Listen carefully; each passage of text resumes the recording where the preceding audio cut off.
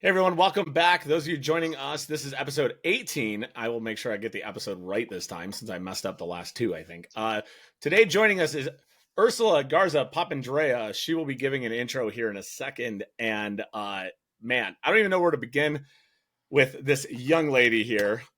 She has done every goddamn job there is in the sport of weightlifting, I feel. I'm just going to shut the fuck up real quick and let her introduce herself and we got a lot to talk about. We don't have that long, but I would love for an intro because there are a lot of people. Or so I did do in my gym, which mind you, I have a lot of young bucks in the gym.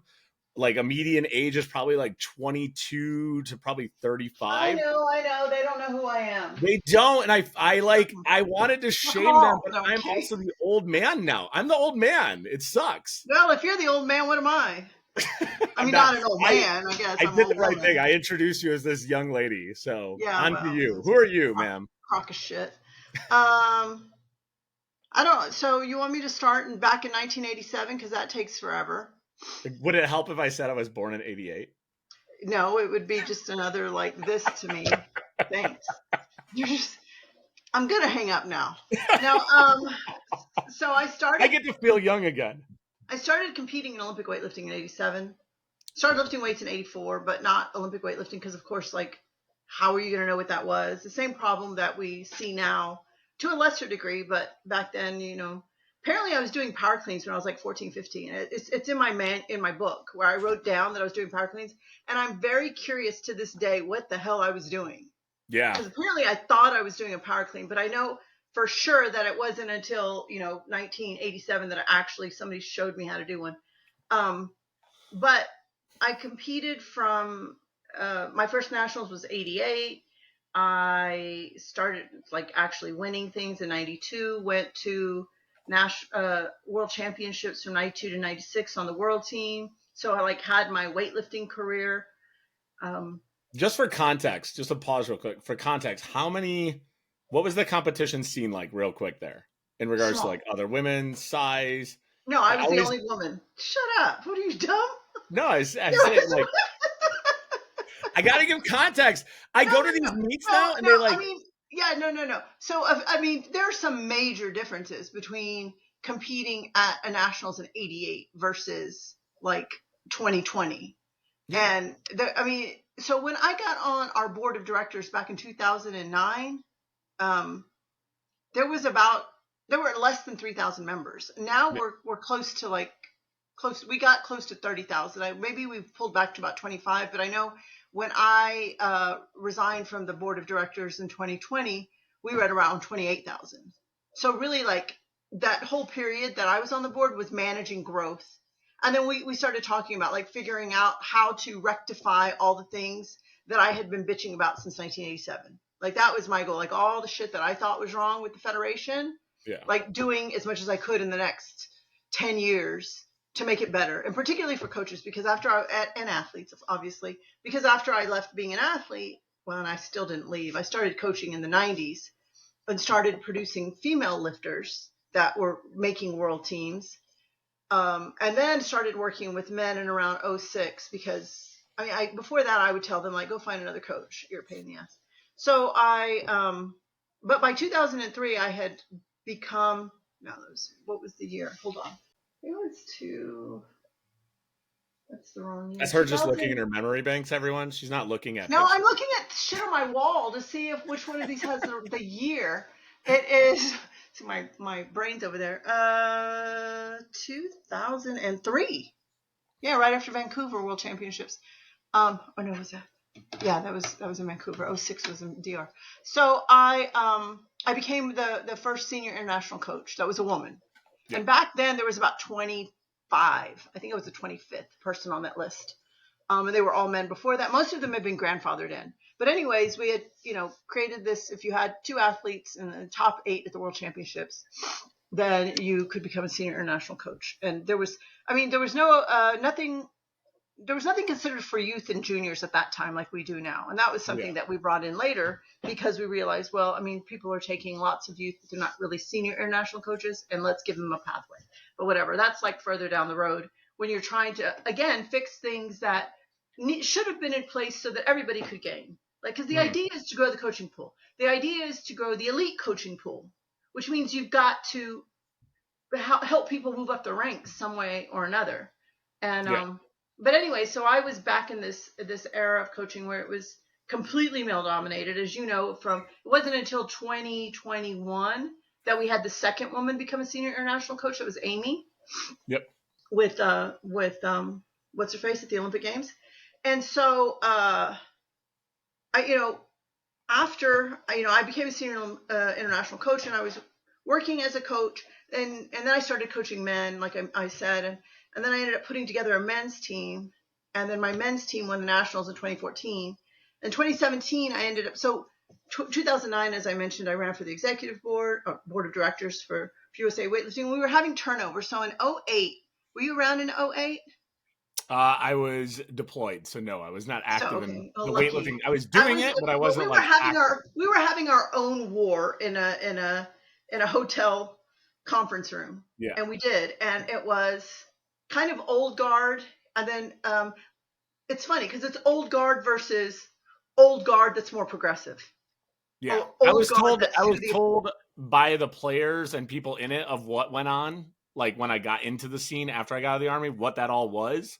But I was oh front wait, and oh center. wait was like a weird year because there was a lot of CrossFit drama that year and then a lot of weightlifting drama too. It was a very interesting year for that. Was that the black box year? I think that was the Black Box seminar where Greg just like Because shit Judge on a bunch of people Slowy, too. who owned the gym Black Box, was one of my athletes. Was So it? I Okay. guess I got to hear about it like in 10 when I Yeah. started coaching him. And then meet all the players in that thing too, of course. Then later I met Greg. Box Summit was 2009. 2009. I was off by a year. Okay. So 2009 is when I then was elected. So that board in 2009 was all new people. Yeah. So, I mean, if you had ever served on the board of directors before, you could not serve. But I had been an athlete's rep. And so I had been able to some degree observe the inner workings of the federation, at least at the committees level. And all the committee members were board members too. Not terrible people, just in my opinion, they were choking the sport to death. Like literally just had this grip on it. It's a lot like what I saw in the IWF when I went, and even to some degree now, where there are people who are in political positions of power and they hold on to that power so tight that they do it to hold on to their position and to discourage other people from coming in, but in doing so, they really prevent any kind of further development. Yeah. And that's what we saw. We saw, I think, in my opinion, a group of people that were so more interested in holding on to their positions than they were actually growing the sport. The interesting thing is that what I learned just in general, and of course, my master's degree in political science with political philosophy and humanities as a minor. So I did a lot of like reading and studying about this. One of the best comments that I've ever heard about international sports politics was from a woman named Marisol Casado, who was president for triathlon, and she's on all sorts of boards at the international level. What is, the best campaign is good policy. And I learned that I remember hearing that from her and thinking, okay, so all I need to do is make everything better for everybody. That's all. Make everything better for everybody else. And then that is a measure of success for me. And you do that via changing policy.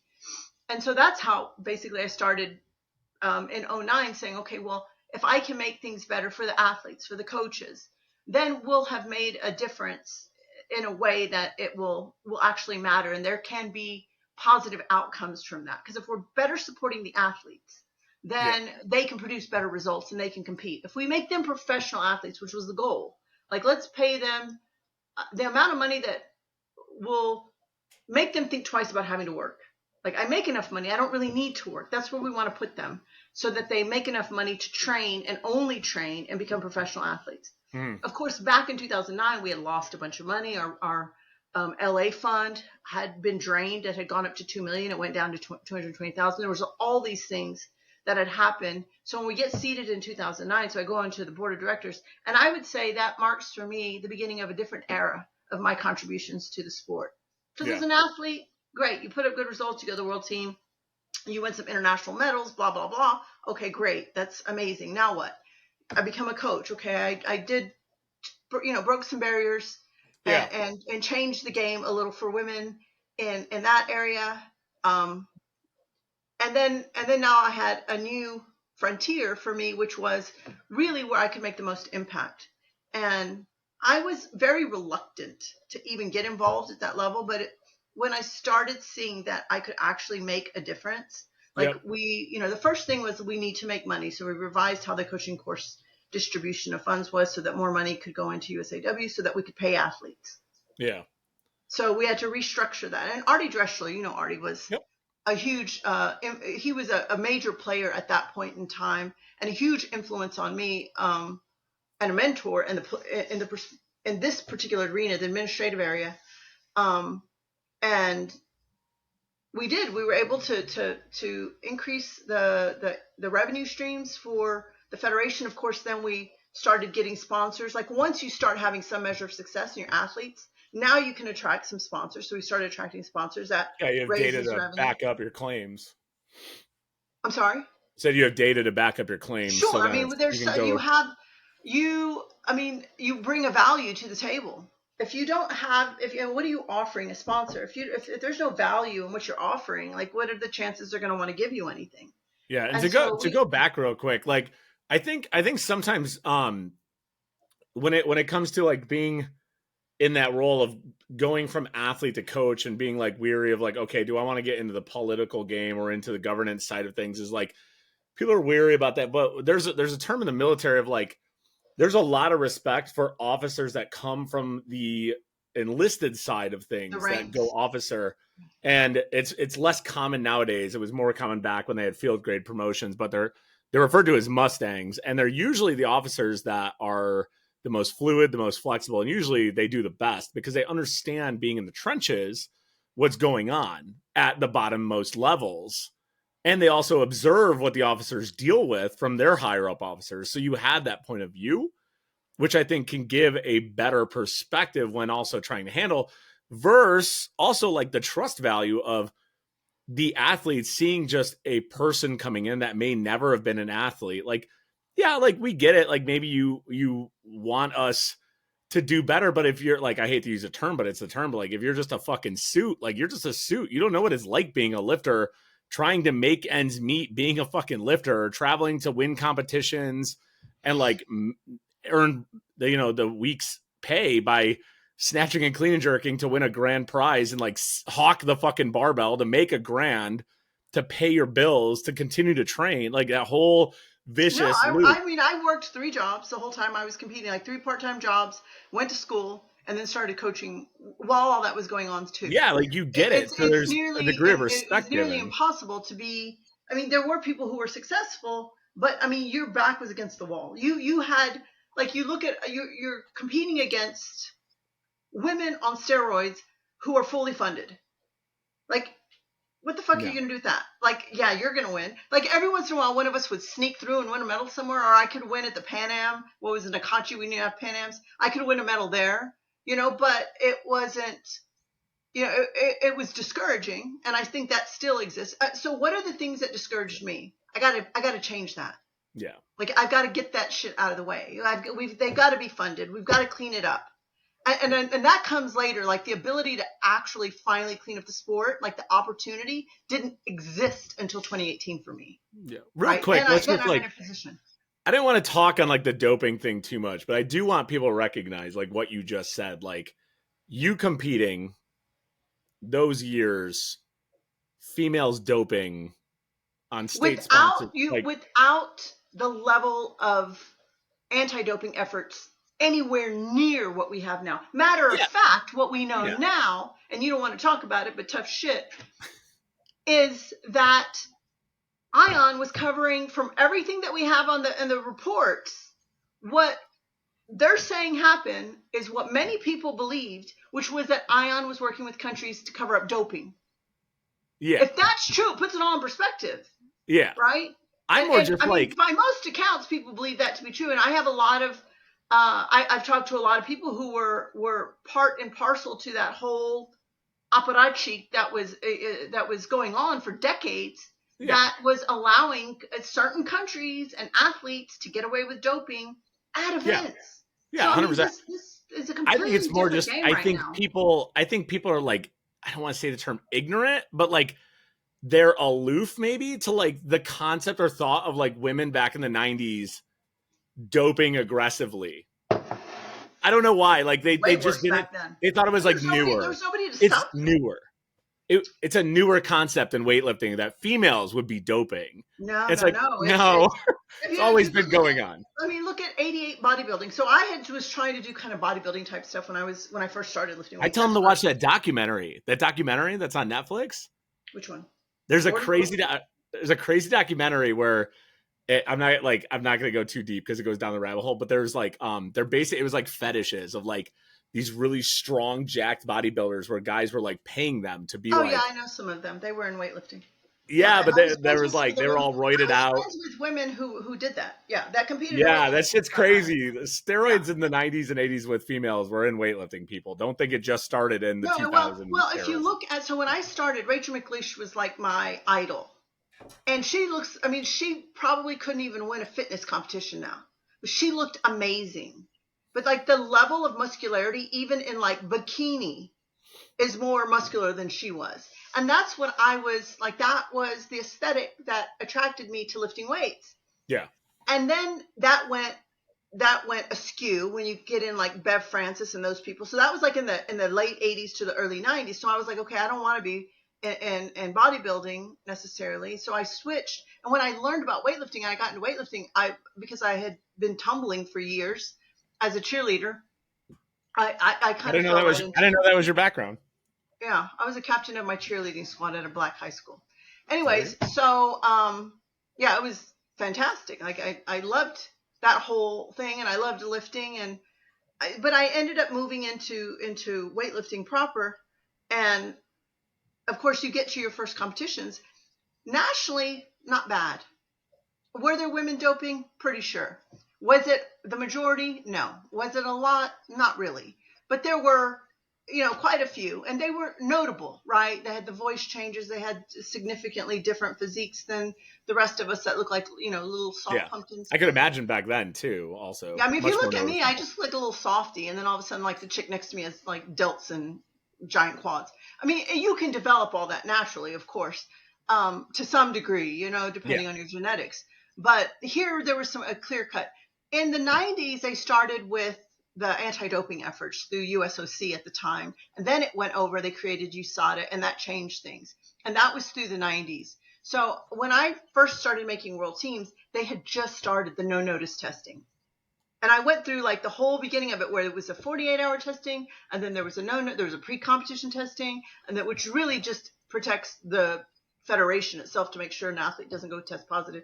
And Yeah. then you had the no notice testing, where they could just show up and test you. So I kind of spent the early years and the part of my career where I was competing internationally, that was just developing. So there was a combination of like women on these teams where some of them were doping, and most of them got caught at some point. Yeah. And then there was, a lot of clean women. And then the majority of the women in the United States, from my perspective, the vast majority have always been clean. But there's always been an element of women, a smaller group of women that are more by any means necessary type. Yeah. And the Yeah. interesting thing is, it didn't necessarily equate with success. So, you come across a woman, you have all the telltale signs of doping. She still wasn't, winning, or, wasn't beating me. And so Yep. I'm just like, wow, what a waste. But I'm like, because I'm not Yeah. great. Yeah.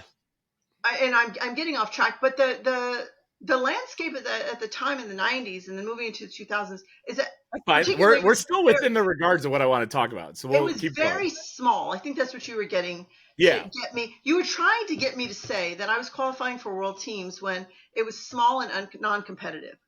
Not that. That's not what I wanted to know. What I wanted to know was like, was the I'm not, I'm going to tell you, it was small, and compared to now, non-competitive, because the results, okay, granted, I cleaned 110 as a 59 kilo. I was probably about 58 yeah. back in like 1999. I don't care. That's still respectable. Yeah, I don't play that game though. If you But fucking show up, I do. you show I up. do. That's I look fine. at results and I'm like, damn, that bitch is strong. Yeah. So, but where we're at now, like the girls that lift now for Team USA, granted, They have funding. They have their shit paid for to go places, and the world has changed around Yeah, them. And I will take credit where I have had input. And it was absolutely. important to me to create that for them. And so the fact that they're thriving in that makes me so happy for them. Yeah, But fuck, they're fucking strong. yeah, they're I'm like, wowers. hey, have you seen Olivia Reeves? She blows my mind. Yeah, I think She the best blows part my is, mind because she like onto yep, the stage, boop boop, she's still off having the fun. stage. She's still I'm having like, fun. That's the best part about holy it. shit! But I mean, does she even know how badass she is? Like, does she know? I don't think she does. I can't imagine she does. Like, who could imagine? Maybe if we But just I don't mean, tell but her, she's the not the total only will keep one. going up. Particularly, like, there's a the set of youth and juniors that like Hamp and CJ were part of. Like, that was the first group that was gonna get the benefits of the work that we really put into it in like from 2010 forward. Yep, So they are, to me, the real potential beneficiaries. And to see them, just like rolling over people makes me so happy because it means that everything that we did is yielding the results that we wanted, which is having absolutely. badass Americans winning medals at the international level. And here's the thing: if you can't do it, for me, if I can't do it, and I couldn't do it, and I never could have done it, um, even with all the things in place, like I would have never been a Katie Estep. Like I just don't like. She's just better than I am as an athlete. And so, but to see them be able to benefit and perform, it's like this is what it was all about. Like Yeah, that's what it's always been about for me, and the men 100%. too. But for the women, of course, it's always there's more of an emotional tie to the success of the women. I'm going to tell you because now as first vice president of the IWF and before as vice president of the IWF and women's commission chair, I had the opportunity to medal these girls and to go up and give them the medals at the medal ceremony Yeah, over and over and over. And at the beginning of all of that, like the first years that I was doing it, and to this day it still happens, my eyes water. Like yeah, I that's am emotionally invested in these girls, and I think they think I'm weird. Like I well, don't think they that's kind of what realize I that want I'm to like talk. Like, 30 I don't fucking years deep into this shit, I and don't it think was they dog shit when I necessarily got here. know. Yeah, I don't think they necessarily know, and that's why I want to do this podcast. Is it wasn't the fact that maybe there was only 100 women lifting back then when you were lifting. It's more that only possibly the conversation is that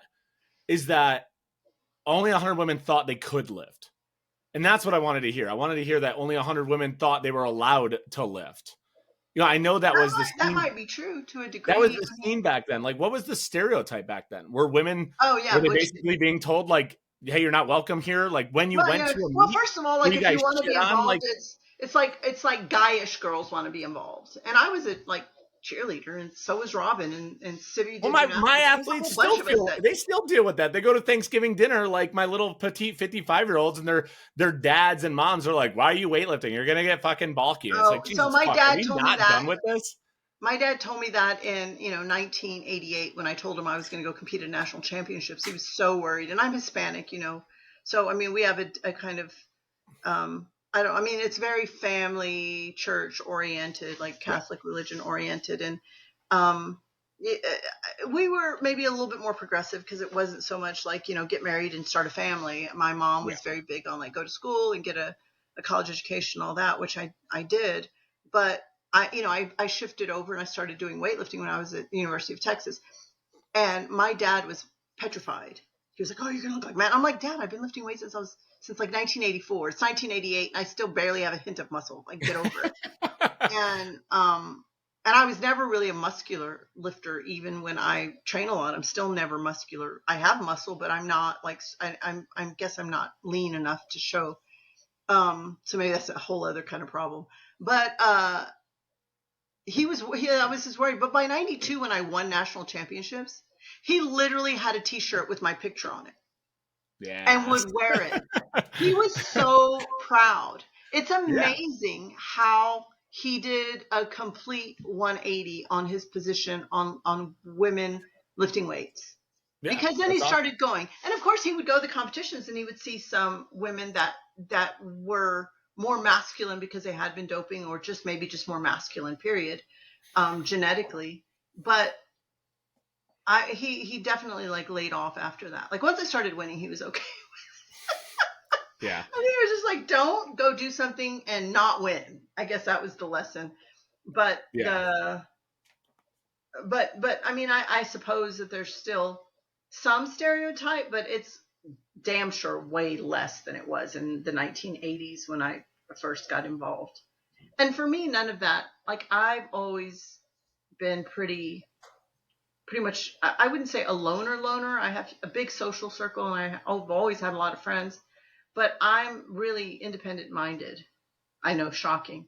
Where I just do whatever I want to do. Like I've always done shit the way I want on my own terms. And it's had some pretty interesting outcomes. Yeah. I think anyone that's been following you could attest to that. Yeah. So, Probably yeah, I somebody think should set me into some mold or set me straight at some point in time, but no, I'm it's pretty more interesting than this way. yeah, I'm pretty wily. I mean, more And things are getting done, so that's fine. well, and I've gotten myself into some predicaments. Yeah. So I guess so like from the top up, okay? So you've had the view from the bottom up, you've had the view from the top up. Top We down. started to get into But it yeah, off the top up. mic in the beginning. And I definitely want to go there now. It wasn't even on this script that I have, but you know, scripts are like programs. They're not the fucking 10 commandments. You started talking about like some holes that we're seeing apparent in female coaching. So like from the top down in governance, from the bottom up as an athlete into governance, like where are some areas that you've seen major progress as females in sport and where we're continuing to charge ahead? Well, where females are continuing to charge ahead or coaches are encouraging, and where are we seeing areas that we need to do a lot more effort? And where do you think we can see, what can we do to continue progress there? Um, so the number of female athletes is pretty even with the men. And that's in different settings. I told you the example of when I was women's commission chair and I started looking at the statistics, or I started accumulating the statistics to record how many women versus men were competing at different continental championships and world championships, just to get an idea of where are the holes. It was very clear the women were on par with the men in almost all the competitions, and in some cases there were more women competing than men. But then you get to the coaches, and there's a huge fall off. And as I mentioned, like I was the first female senior international coach in the country back in 03, and it was almost 20 years later you get your second one. Like literally almost right 18 years later you get Yeah. another woman that achieves that. And the standards had been the same, right? Yep. Actually they're not. We lowered them. Not lowered them, but changed them. I shouldn't say They've lowered been them. We adjusted a changed few them. times. Then we adjusted them to make to create more potential opportunities by reshaping it. So we took into account the fact that now there's youth. And for the women, that didn't exist before. Juniors, when I competed, there were no juniors either. Like you were either competing at the senior world championships or you weren't competing at any world championships. Would you There be was no confident in stating though that Pan-Ams. like that numerical ratio is common in all sports though also? Like For there's women coaches, I think it the depends on the ratio of male sport. to female I coach. think it depends on the sport. You know, like there are sports that were born later and they're more even. Yeah, Sports like, basketball and volleyball, where you have more women coaching, but the sport evolved like later gotcha. and entered the Olympic Games. So I'm talking about Olympic sports really entered the Olympic Yep. Games later, and they came in with a little bit more even keel to start with, whereas women didn't get into the Olympics for weightlifting till 2000, and that's 104 years after the men. So we Yeah. were really lagging behind. I mean, from my perspective, there are a few issues as to why women don't necessarily um, get recognized the way that they could or should. Some of it has to do with the fact that women will shadow male coaches, and then sometimes the male coaches keep the lead position, and then they have female assistant coaches, but they never raise them to the same like equal level. Mm. Right. Even if they're performing at the same level, they still you're still the assistant. Like I was a head coach and I had a male assistant. But when John Coffey was coaching and I was one of his athletes, and I had several coaches, but he was my main mentor as an athlete and coach. Um, he when I started coaching, the athletes that I coached, he recognized me as their coach. Yeah. Right? He didn't. It wasn't like he was the head coach and I was like, like off to the side. I was writing the programs. Yeah. I was doing the technical work with the athletes, and I was teaching them how to snatch and clean and jerk. I was doing all of the daily Yeah. correcting and And I assume modifications to the he program. was mentoring you, if anything. Yeah, Just if I had questions, I could go to him. exact. That's And how I it should had, be. That's how you learn. I had several different coaches. I had a Hungarian coach at one time. Then I had John Coffey. And then I had a Bulgarian coach. And then my ex-husband, who's from Belarus. So I had like a whole variety of influences that heavily influenced like me as a developing athlete and coach. And I took from all of them. John was just basically the mainstay. Like he was the one that was there from the beginning until I, went into the IWF, and even until he passed. Like he was there by my Yeah. side as a support system, as an athlete, as a coach, as an administrator, as a leader in the sport and the politics and all of that. Even though that wasn't his realm, he was always there as somebody who would give me advice, and I would turn to him. I mean, anyone that knows John knows that in the brief experience I had with John, that was John. So Well, no, he's got a heart of gold, and he is a yeah. giver. Like just by nature, he's very just not just generous financially, but generous as a human, Yeah. and very I'm just gracious in terms of anything that I needed in any realm of my life. I could turn to him, and he would do whatever he could to try to make things better. He's just a good Yeah. person. He was just a good man. But in any case, in looking at the landscape of women, like I had the benefit of having support as a female coach from other male coaches, which is the unfortunate truth for women is you're not really gonna you very often are going to need a man to open a door for you if there's not another woman to do it. Yeah. And in my case, there was not another woman to do it.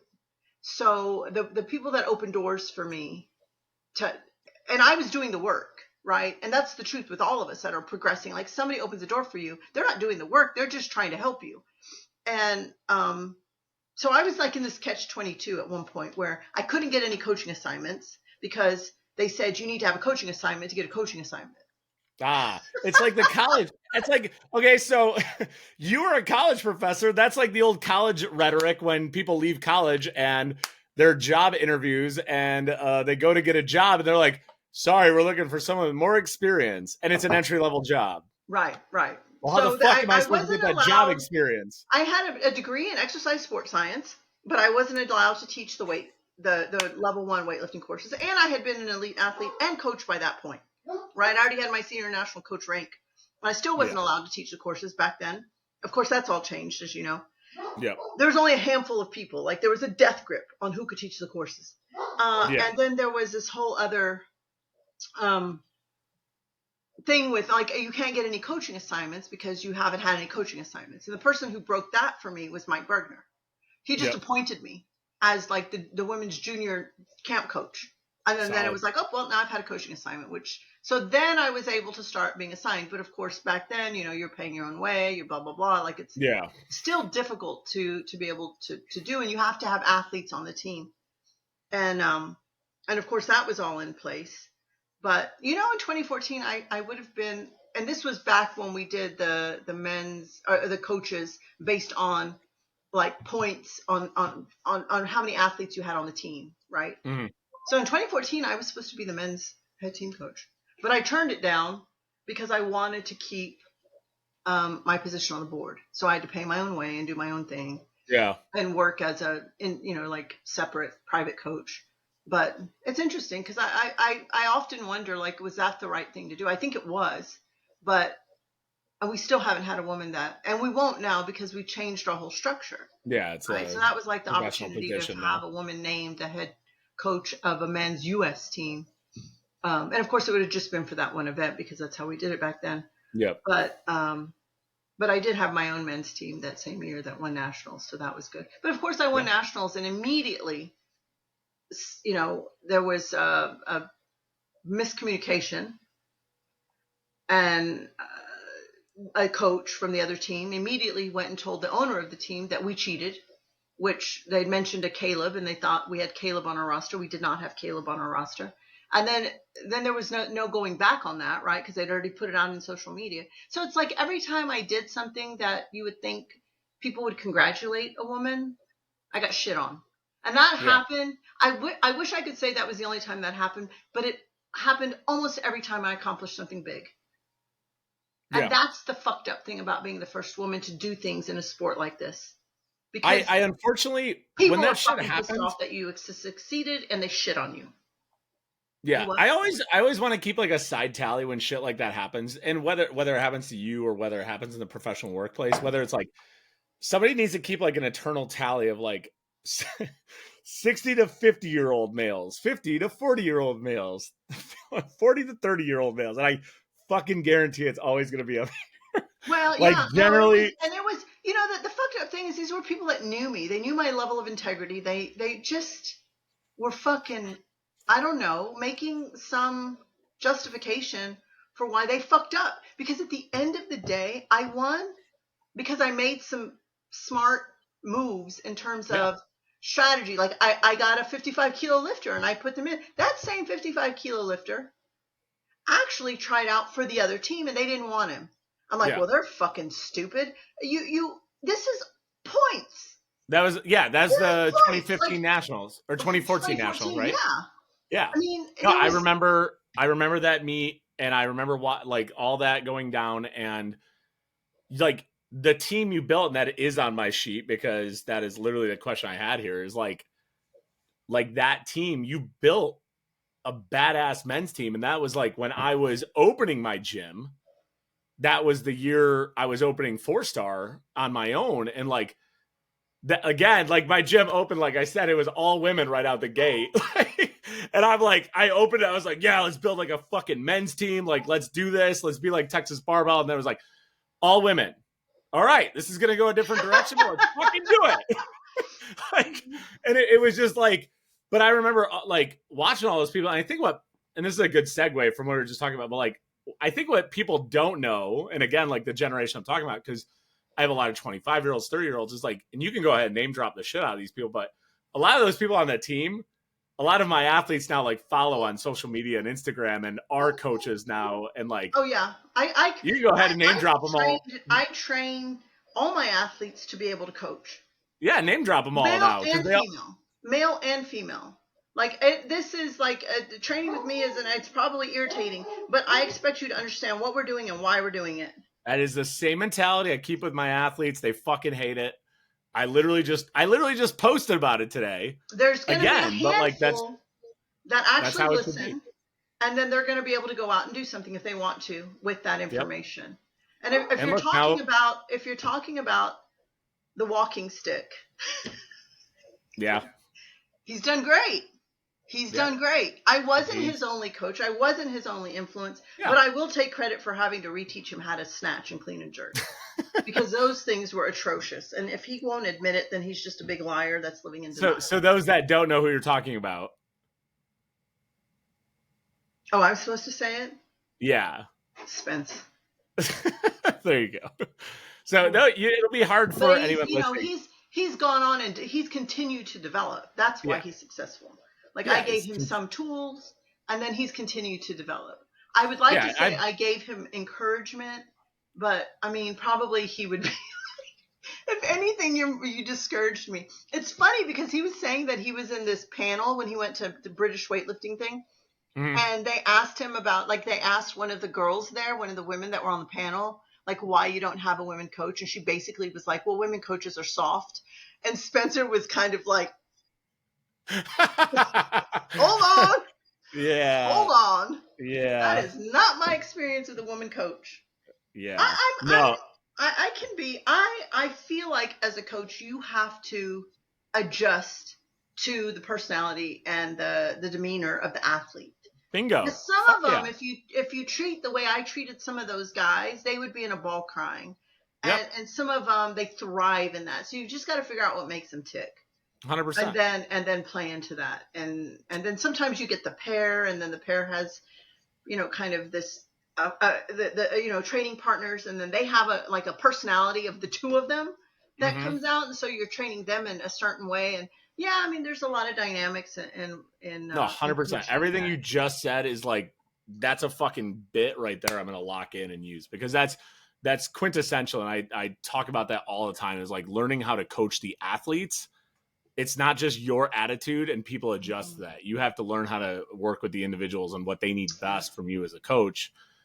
And that's where you really get growth as the athlete coach, like cohesive team. And like Spencer has continued to push himself Yeah. and learn. That's why he continues to get better. But we had this thing a few years ago with Seb, and then I said something about that little velocimeter thing that takes, and then he started calling it Velociraptor, and then he was laughing at me, and then I'm like, look at you, you little shit, you fucking use that speed thing everywhere all the time now, like you're Mr. Speedometer. He does like it. Yeah, I actually did a Yeah, podcast go with him during back and see COVID. the thing where he makes fun of me and he calls it a Velociraptor. He's like, I don't know what That's you're talking about, funny. Velociraptor. Yeah, during COVID, we did a podcast together where we talked on that. He did not call it a Velociraptor though, but Oh, he did not. Well, not funny, on that. years No, later. but No. I mean, yeah. I I mean, don't use, the funny thing is I don't use it. Like, this is something that he went off with the technology and the thing. I'm still fairly old school. I mean, I feel yeah, like I can see your speed. I can see if you're slow or fast, and I can see if you're faster or slower than yesterday. yeah. And definitely you can see acceleration. And Mhm. I was a strong believer in training your eye. Like, Yep. like will I video someone and show them? Yes. Do I do it as like, is it constant? Absolutely not. It's actually a little rare for me to do. It's when I'm like, okay, you're not seeing what I'm seeing and you can't see yourself. So I'm going to show you. Yeah. Because usually what I do is I do the demo. I show you how you're moving, and then I show you how I want you to move. See, show do. And then if that's not resonating with them, then I'll go in and start using like video to show them, like, this is the position that you're out of position in, and this is a position you can be in, you should be in. And then even comparing videos side by side of themselves to show them. But it's not like, now you see everybody with a fucking camera everywhere all the time. And I'm not judging. I'm just saying it's not my style, and I'm old, and you'll never see me coaching somebody at a competition with a phone in my hand, like videoing. I try to avoid it as much as I can. I mean, I'm not judging. If you want to do that, you do that. But it's just not like I feel I'm like borderline superstitious with it though. It's bad. Like I had like one of my girls at juniors like not do well because she asked me to film her, and like since then we're talking like 6 years ago, and I still avoid it. I'm coaching though. Yeah. Like, I'm coaching. Somebody else can video. If you want somebody that's to kind of video, the vibe. but if I'm coaching you, then I should be focused on that. I'm not a videographer too. That's kind of how. And I get it that people want to multitask or whatever, but get the other person to do it. I mean, I'm just like, I'm not going to be that, like, and if I'm coaching you, I'm paying attention to the cards. I'm paying attention to you. I'm paying attention to your competitors. I'm watching the whole scene, even though a lot of people would question whether I'm paying attention to anything, because I'm usually just flitting around talking to people.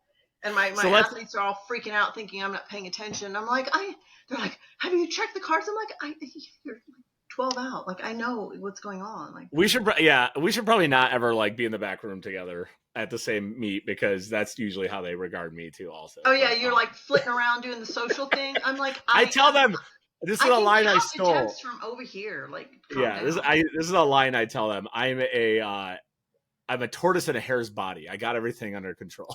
Yeah. Well, I'm over here like, I'm not multitasking, and then I'm like doing 5 things at one time.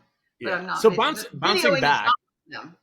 Bouncing back in our random conversation. Well, when we did it, I never got to the holes. The holes, I think, are in coaching still.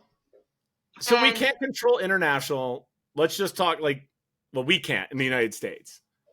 Right. I can't control what like Iran is doing to develop female. Well, here's something funny about Iran. You can. Because there's my picture right back there. When I went to Iran to do a seminar for the women back in 2018, when they were first like doing their debut, they were going to I love that they're doing it. All their coaches are women because men can't coach women.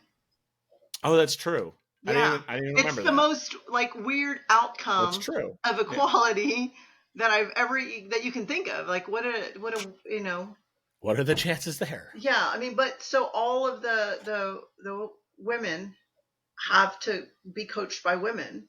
Yeah. And so as you develop women's weightlifting, you're developing women coaches. Yep. Interesting little paradox there. Yeah. But so in the US, what can we do better? How do we encourage more women to be following the coaching road I think or it's going to taking the in mantle? part take, so, like what I did in the political environment, and after I was on the board, and then I really encouraged more women to run for the board, and then women that were on the board, I tried to support them for the more leadership roles on the board and then beyond. Paula, who had served as the chair and president of USA Weightlifting after me, I just went down Pan America and helped her get elected to the executive board for Pan American Weightlifting Federation. I mean, obviously I could have gone and just ran myself, but to me, as a woman, the most important thing you can do is find other open spots, and instead of like hogging them up for yourself, like distribute them to other qualified women. Mm-hmm. And so that's been my perspective, I think, in the leadership roles for women. And I think the same applies for coaching. And I think it's going to take men to do that. Like, you're going to have to say, okay, I can't be the coach for everybody. I'm going to have this group of my athletes. I'm going to give them to this female coach, and then I'm going to help her develop. And then I'm going to help her develop in a way that she gets credit for those athletes. Yep. Even if I'm mentoring her, right? Yep. Even if I'm still mentoring her, she's going to get credit. That's what John Coffey did for me. And then that 100%. helped me to develop. And of course, I had all sorts of other influences that helped me develop as a coach. But just having that support there so that I was recognized as the head coach. And the funny thing is, when I went in 2003 to get my senior international coaching credential, they came back and said, oh, well, we'll give you international. They didn't want to recognize that I was Stacy Ketchum's coach. And they were like, well, your ex-husband coached her. And I was like, that's really funny. Ouch. Because I met my ex-husband in 1994, and her first world team was 1993. And she lives in Texas and trains every day with me. I write our programs. Like, she's been with me since she started. And they didn't want, and like, they kind of, I don't know why they were willing with Jody Wilhite, or now Vaughn, or that to say, okay, well, it's clear that you've coached her since the beginning.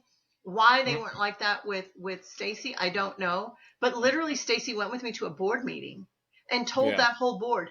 And do you know that even after that, they were still not willing to give me my senior international coaching until the president at the time spoke with my ex-husband, who I hadn't talked to in a couple of years, because we got divorced at the beginning of 2000. So it had been like 3 years since I had spoken with him. And they asked him. And he told them, no, Ursula's their coach. I'm gone half the time. Like, because he would go back to Belarus. He was still competing for the That's Belarusian some wild shit. So unnecessary. But when he told them, so when a man told the other man, yes, she's the head coach, then everybody was like, oh, okay. What the fuck is that? Like, seriously? Yeah, you probably weren't speaking enough man. I don't know. But let's be. I mean, I love men. I mean, I have 2 ex-husbands. It speaks for itself. I love them. I have no fucking professional comment on that. I love them until I hate them, and then I love another one. But anyways, I mean, I'm not at all like anti-men or whatever. But God, I mean, it just so happens that it's mostly men that have shit on me. In this sport. But it's but in terms of growing women, I think it's going to take support from both men, and now that we have more women leaders and more women coaching, again, it's going to take that support for other women, and that really comes down, in my opinion, to a sense of generosity. Like, do you think that's a confidence? Do you think it's a confidence thing? Because we see gym owners continue to be males. So like we'll see a male sit there and be like, I'm gonna open a gym, and so it makes sense they become the head coach. Are we just fucking stupid? So we're like willing to go into debt more easily? I don't think just because you own the gym that you can't hire a woman coach. Or you can't Agreed. Coach. I also don't think. But I don't know what the numbers look like on business owners. I mean, we know less women have businesses than men, and most are. I think there's a base of inequity that we all start from, where that what I mean, women have always been somewhat in this role where they're subservient to men, and that has, I mean, I say always, but there's, the history of that Yeah. then somehow continues to infiltrate where we're at today, even though we've made progress. And so, I mean, that might be the case that some women aren't confident, but I know so many confident women. And maybe it's not for us to say just, or to judge like their level of confidence, but to work to ensure that they are more confident if they're not, like, Like but I to feel bring like that out in them. I feel like I know like 2 or 3 females that I've coached where they could like leave the gym or could have left my gym from the team, been like, Matt, it's been great. I really want to start my own team. I want to start coaching my own athletes and really evolve and develop into a coach. And I'd be like, sick, awesome. If you need any help, let me know. Cool, go do it. Out of like the long history of female athletes event. But the amount of like Dunning-Kruger riddled motherfucking male 25-year-olds that think they are the shit and know everything, that would be like, deuces, I'm going to do it myself because they're so overconfident. That's in Yeah, like the that's a teens to ill-placed 20s. confidence. That's just, And it's like, holy shit, you think you just can go do this. It's so much higher yeah, that's of true. like just I off the mean, top of my I head. don't know what I agree with that. I see a lot of men that overestimate their capabilities. So I wonder if that's part of it. Cause I mean, I've seen women that overestimate their capacity too, I mean, yeah, that's fair. and maybe in different areas. Yeah, I'm not. I mean, I think that would take a giant survey to find out like what, Yeah. and I'm guessing somebody's done it somewhere. Like So, I why? mean, you and other females have done a great job of like encouraging like the female clinics and the coaching clinics and stuff like Well, I mean, that. And I I brought think, back. There's it's so funny. In 2018, I brought back the women's clinic idea, right? The women's camp. yeah, I got so much shit for it. So well, much shit you're from my always own gonna. fucking athletes. One of my athletes, Do you want he to was. endorse me doing a males only camp? Go ahead. I don't give a shit. So here's what he says. He says to me, "So where's the men's camp?" And I Yeah, said, there you "Well, go. from Yep. 1896 until 2018, those were all the men's camps. I hope you went." Yeah. Yeah, exactly. But we had, I mean, the whole premise of it was the women's team camps from the 90s, where we had women's team camps, and there were, because we were separate from the men, because we weren't an Olympic sport, the men didn't want us around. We kind of did our own thing. But the level of camaraderie and the friendships that I made from those was amazing. And they exist to Yeah. this day. Like I could Yep. call up any of the women from those camps at any point in time and say, "Hey, I'm coming to see you." And then boom, it's like no time has passed. Yep. And I like literally did that. Like went to lunch with Giselle Shepperton or see Diana Furman somewhere. Like there's no time, no amount of time passes that breaks that bond that you've developed because you were training on the same platform for 2 weeks or for even for a week, Yeah. and then you went on these trips together for world teams, and then like that never goes away. No. And like to have a group of women that support each other and do that, like that's all I was trying to bring back. And it's been like, as you see now, like Amy and Sage, they do them everywhere. And I'm going to start doing them again too, by the way. Like now that I have, like even though I'm still in the IWF, I did a year and a half of like a lot of work to make sure that we could stay in the Olympic Games. And now I still have a lot to do, but it's less than what, and the pressure's not the same as it was last year. I'm going to start doing women's camps again. Good. And so maybe people will know who I am if Spencer tells them. Yeah. He can bring his Velociraptor for you. Yes, he can bring his Stegosaurus too. Ooh, shit. So, you did say you have to get going here soon, so this might be a Yeah, good I do. time to stop. I definitely think I'd like to have you on again if we could line that up in the future. Part deux. For sure. Yeah, absolutely. Goodbye. There's a lot more to talk about. So I guess we will forego the game. I'll sacrifice you for No, do now. the But game. I We got do. 10 minutes. How long does the game take? It's a longer one. It's a longer one. So we'll pass on it. Don't worry. Now The only good just part was going to be the game. Like I did this whole thing. no. This is good. I went This is through good. I'll I make went it. through 50 minutes of shit and I don't even get the game. Oh my god! All right, we'll do it. We'll do it. Thank you. I I'm just going to you hate it said and I'm you going had to quit. Watch. you said you had a time hack. All right, so I like do. that's on you. All right. Here we go. Screen. My Masters women are going to show up. I have a really small group of Masters women and I love them to death. All right, is this showing? Here we go. Oh God. Yeah. All right. Politicking. Is that how you Are we spell politicking? politicking? All right. So Ursula, with your college degrees in governance and your experience in government and Oh politicking, God. we're gonna do some politicking. So these are all hypothetical scenarios we're making up here. And we're gonna give some short answers, just some brief scenarios. You've had All I know experience. is I feel better about my star drawing capabilities right now. That But go was ahead. a image I stole off the internet, so don't feel Okay, bad. so All right, the somebody else first can draw one. stars. All right, you've had to raise funds, I'm sure, in shitty scenarios. So you're the owner of this cafe in very hot Florida in the summer, and you have to sell hot cocoa to save it. How the fuck are you getting it done? How you selling, Ursula? What's your scam? I What's your have to rabbit? make it hot, or can I sell hot cocoa No, and it's hot. pour it over It's ice? hot cocoa. It could be in powder form. It could be sold as liquid. How are you making money? You got to save it. But okay, but it's hot cocoa. It's just hot cocoa. It doesn't necessarily mean I have to sell my hot cocoa hot, because That's fair. That's we fair. do coffee. We do coffee over ice. Yeah. I'm putting it over ice. I'm Okay. selling fucking milkshakes.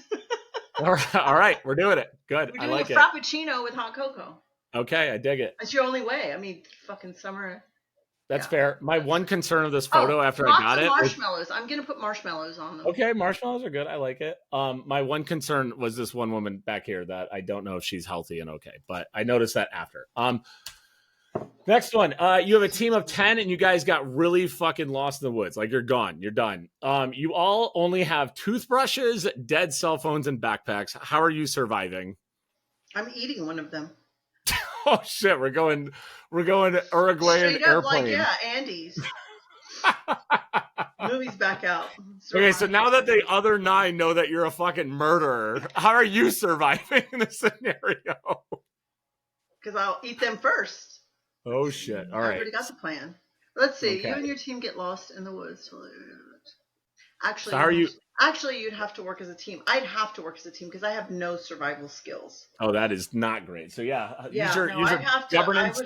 First, I would hope that David Griffin's in my group. Then I would hope that because he works hard without complaining, or complains, but nobody listens. And then I would totally hope that I have one of my Green Beret friends in that group.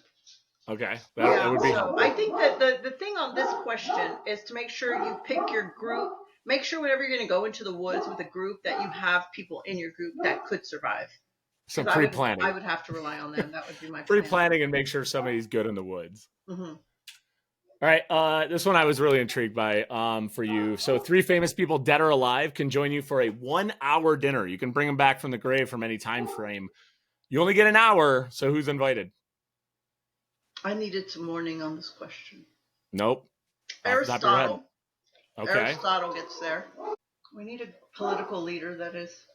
God, the ones that I'm going through my head, I'm like, I can't say those. People will think I'm some sort of communist. I mean, you just said Aristotle, then you're bringing a politician. The whole hour is just going to be people bitching by the sound. Maybe somebody like Maya Angelou. She mixes. Interesting. Interesting. All right. There's somebody with some like philosophical but practical. I can pick anybody. Yeah. Schwarzenegger. Oh shit. All right. That would be a good one. Yeah, Schwarzenegger, Maya Angelou, and Aristotle. Aristotle. I wonder what Aristotle would think of Schwarzenegger. Well, I mean, we'd find or out. How small at my dinner. Or how small perspective-wise he would look comparatively. And then the last one. If you're a movie fan, you know this one. But I'm not a movie fan. Well, this one's going to really throw you over the fucking head. Queen Amidala of Naboo has called for a vote of non-confidence in Supreme Chancellor Valorum due to his continued inability to stop the Trade Federation's blockade of her home planet Naboo. As a voting member of the Galactic Senate, Ursula, do you support this casting a new vote into that office or ignore and let the planet continue to suffer? That's the most complex question. Hold on, let me read it again. They're here. Yes. So Queen Amidala of Naboo has called for a vote of non-confidence. And so in to stop trade.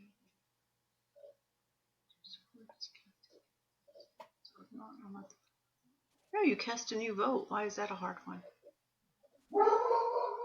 Is that a hard one? No. I'm not getting it because to me it's like obvious if I need to protect something, then I've got to get somebody else in. Got to get rid of him. Is he a problem? He seems like a problem. I mean, I'm the Yeah. first person to get rid of a problem. You should know that. Well, Is this some sort of play on Thomas Ion? nope. This is Oh. literally just a joke. This is Star Wars. Your Oh, fake I've political never seen scenario. Star Wars, I and know. I assumed that actually. So what you did though by voting in was voting in the Emperor. So oh, is and that what's I mean his that's the problem? baddest. That's the baddest of the bad. So Oh, why does the Emperor necessarily get to be the next one? well, it's the Because whole I just don't know storyline. the I story. have to go watch the movies. So Oh well, no, but so that's not going to happen. So either you I explain, just figured I'd sneak in. or I missed the question forever, which I'm okay with. Yeah, I'm a big fucking Star Wars nerd, so I figured I'd just make a gigantic political question, and anyone listening would actually know what the whole fucking thing Except is. me. Great. Yeah, but that's fair. But anyways, But a the ton of things. question is, will I take out a tyrant? The answer is yes. There we go. I dig it. Thank you for all the input. Great episode. I hope people get a lot out of this. Ladies and gentlemen, if you want to follow this young lady again, Ursula, where can they find you on the social medias? I don't. Let's see. I have an Instagram account. What is it called? I think it's just my Also, name. for the record, you stopped posting as much content of your dog. For the record, Okay, I'll get back on that. I'm just letting you know. Well, he's here. He's downstairs barking, as you can hear. I can hear him. Yeah. I'm just under Ursula Garza Papandrea. All right. That's it. And I'm on the Instagram and the Facebook, and then that's the Instagrams, and the that's kind of Facebooks. it. I'm You're not doing TikTok dances. no. There you go, right there, ladies and gentlemen. The first TikTok from Ursula. I don't even know what the hell how to do that thing. Good Lord. On that note, thank you very much, Ursula. I enjoyed this. I hope to see you at our next meet. And have a good night. Thank you for your time. You too. You too. All right. Thanks, Matt. I'll talk to you later. Take care. Okay. Bye. Bye.